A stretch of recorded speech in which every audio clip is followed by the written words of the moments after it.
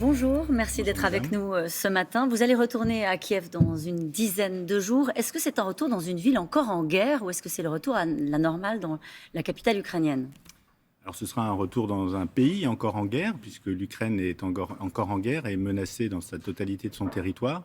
Mais Kiev reprend progressivement vie, puisque grâce à la résistance assez incroyable des Ukrainiens, ils ont réussi à repousser les troupes russes au-delà de la frontière nord. Et la maire de la ville explique que 2 tiers des habitants sont revenus. Est-ce que certains Français ont manifesté la volonté de revenir à Kiev et est-ce qu'ils sont arrivés et que leur dites-vous? Alors nous leur disons de ne pas venir en Ukraine en général, puisque c'est un pays en guerre. Donc nos recommandations du Quai d'Orsay n'ont absolument pas changé. Tout le pays est en zone rouge. Donc nous déconseillons formellement à tous nos compatriotes de venir en Ukraine. Néanmoins, il y a certains d'entre eux qui reviennent, mais souvent ils ne se signalent pas à l'ambassade. Ils devraient le faire? Pas nécessairement, ils Ouais. sont libres. Libre, mais il faut qu'ils restent en sécurité. Mais Donc, nous leur recommandons de ne pas venir, ça ah. c'est tout à fait clair. On l'a entendu à l'instant dans le journal, selon les Ukrainiens, les Russes reculent dans la région de Kharkiv, au nord-est du pays. Vous confirmez ces informations? Absolument. Ce qui est assez remarquable, nous avons vécu avec l'ambassade deux mois de guerre intense, c'est l'extraordinaire résistance et courage de la nation ukrainienne tout entière. Et effectivement, ils sont en train de desserrer l'étau sur Kharkiv progressivement. Et la ville de Kharkiv, peut-être dans les prochains jours ou prochaines semaines, ne sera plus sous la menace de l'artillerie. C'était ce qui s'était passé pour Kiev et peut-être que Kharkiv va suivre le même chemin. Ils continuent d'avancer en revanche dans le Donbass. Ils continuent d'avancer Russes. dans le Donbass, mais très lentement. Et en tout cas, 2 mois et demi après le début du conflit, on peut dire que la résistance ukrainienne a fait obstacle au plan initial Le russe. rapport de force est en train de s'inverser. Vous iriez jusque-là? C'est difficile à dire, bien évidemment, mais il est clair que chaque jour qui passe a plutôt tendance à renforcer les Ukrainiens, puisqu'ils reçoivent beaucoup d'armements. Ils ont fait beaucoup de progrès aussi en technique militaire, en tactique. Ils sont capables, on l'a vu pour le Moskva ou dans d'autres circonstances, d'attaques très, très efficaces. Et en tout cas, ils mènent une résistance absolument incroyable, très courageuse. Et c'est toute la nation ukrainienne qui se bat. C'est pas seulement l'armée. Il y a vraiment un sentiment d'unanimité très émouvant lorsqu'on est sur place. C'est intéressant ce que vous dites. Vous dites que le temps joue pour les Ukrainiens. Selon les Britanniques, l'armée russe est forcée d'utiliser des vieux stocks de munitions. C'est aussi des informations que vous avez. Oui, c'est possible. C'est possible. Ça voudrait dire que l'armée russe pourrait se retrouver en difficulté assez rapidement si on va vers un conflit long, ce qu'a dit le ministre des Affaires étrangères, Jean-Yves Le Drian. Il y a toujours un différentiel entre les forces russes, qui sont plus nombreuses, mais le courage et le moral qui jouent beaucoup dans un conflit est du côté ukrainien très clairement. Alors il y a ce qui se passe sur le terrain, il y a ce qui se passe dans la tête de Vladimir Poutine. C'est très difficile à lire depuis le début de ce conflit. Selon l'enseignement américain, Poutine n'a pas l'intention de s'arrêter au Donbass, mais veut porter le conflit en Transnistrie, une région de Moldavie déjà sous contrôle russe pour cette partie-là. Qu'en pensez-vous? Ce qui est difficile, il y a des plans probablement de Vladimir Poutine. Après, la réalisation de ces plans, évidemment, se heurte à la résistance ukrainienne que j'évoquais précédemment. Peut-être qu'il souhaite effectivement, en tout cas on pense qu'il souhaitait prendre Odessa par exemple, mais aujourd'hui Odessa lui paraît très largement hors de sa portée. Reste-t-il des civils à Mariupol? Des civils à Mariupol, c'est difficile à dire, il doit en rester probablement quelques-uns. Oui. C'est une ville qui va tomber? Elle est déjà tombée, il ne reste plus que la zone sidérurgique, l'usine Azovstal. Mais en tout cas, dans les plans initiaux, Mariupol devait tomber en quelques heures, puisque Mariupol était à 20 km de la ligne de contact. Et on voit que 2 mois et demi après, la ville n'est toujours pas tombée grâce à une résistance absolument héroïque de toute la ville. Et ce qu'on retient de ce que vous nous expliquez ce matin, c'est que souvent on annonce des aides, on va en parler dans un instant, des aides aussi phénoménales des Américains, des aides des Européens sur la livraison d'armes. En fait, les armes, elles arrivent. Et on disait que c'était compliqué d'acheminer des matériels assez lourds. En fait, elles arrivent. Absolument, elles arrivent et surtout l'aide que nous apportons répond exactement aux demandes ukrainiennes, c'est-à-dire que nous sommes notamment l'ambassade en contact très étroit avec eux, moi-même avec le ministre de la Défense par exemple, et donc nous leur apportons l'aide dont ils ont besoin. Et donc par exemple ils ont évolué dans leurs demandes. Au début ils voulaient beaucoup d'équipements de sécurité, des casques, des gilets pare-balles que nous leur avons fournis, et maintenant ils veulent un type d'armement plus spécifique, et là aussi nous répondons à Quel leurs type demandes. d'armement? Vous l'avez vu, c'était les canons César qui avaient été demandés et donc qui ont été... C'est aussi fluide que ça dans la manière de procéder? Absolument, c'est très fluide et ça je peux en témoigner dans tous les domaines d'ailleurs, pas simplement dans le domaine militaire, dans le domaine humanitaire et également. À chaque fois, nous répondons spécifiquement à une demande ukrainienne. Ils nous transmettent les listes à l'ambassade.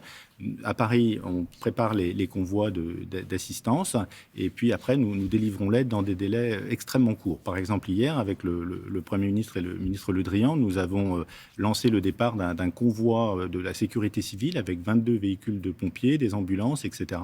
Et là aussi, ça répond à une demande très précise des Ukrainiens à notre rencontre. La vice-première ministre ukrainienne estime que 460 000 Ukrainiens ont été déportés en Russie. Ce sont les mots qu'elle utilise. Ces personnes passent dans des camps qu'on appelle des camps de filtration avec des fouilles. On les maintient parfois en détention, parfois certains sont torturés. Est-ce que vous confirmez ces informations ? C'est difficile de les confirmer totalement, évidemment, parce que nous n'avons pas accès à ce type d'informations en direct, mais c'est probable, c'est effectivement probable. Oui, oui. Est-ce que d'une manière ou d'une autre, on essaie d'aider ces personnes là où vous êtes Là où, ils sont plus, je dirais, sous ma juridiction. Ils sont passés du côté russe. Vladimir Poutine compte, selon les Américains, sur un essoufflement des Occidentaux. Est-ce que c'est le risque ? Je ne crois pas, parce que le soutien occidental a plutôt tendance à se renforcer. Il va y avoir un prochain paquet de sanctions dans les prochains jours. Donc il y a plutôt une montée en puissance. Vous savez, l'Occident est souvent lent à la détente, mais une fois que nous sommes lancés, c'est une machine. Et pour ceux qui sont allés, par exemple, à Rzeszów, qui est la base arrière du côté polonais, on peut voir toute l'assistance qui est en train de se déverser à la fois militaire, mais pas uniquement militaire, humanitaire, vis-à-vis de l'Ukraine. Avec une aide des Américains, je le disais, on l'a appris ce matin, ils ont voté une enveloppe de 40 milliards de dollars. Une aide économique, une aide aussi militaire pour l'Ukraine, qui s'ajoute aux 14 milliards qui avaient déjà été débloqués. Les Américains font plus que les Européens ? Je ne sais pas si on peut comparer. Nous, Français, en tout cas, nous faisons beaucoup. C'est ma responsabilité. Le président de la République a annoncé une nouvelle aide de 2 milliards d'euros. On a déjà donné 300 millions d'aides budgétaires. Nous avons cette aide humanitaire qui n'est pas seulement d'ailleurs une aide de l'État, mais qui réunit, je parlais des camions de pompiers qui sont en train de prendre la route actuellement. Ils viennent de toutes les collectivités locales. Il y a 1200 communes en France qui ont apporté leur contribution au fonds de concours. Donc c'est vraiment un élan de solidarité de l'ensemble de la France vis-à-vis de l'Ukraine. Mais ils n'ont pas peur, les Ukrainiens, qu'on se lasse de ces images qui restent épouvantables, qu'on finisse par oublier, si on s'installe dans un conflit long ?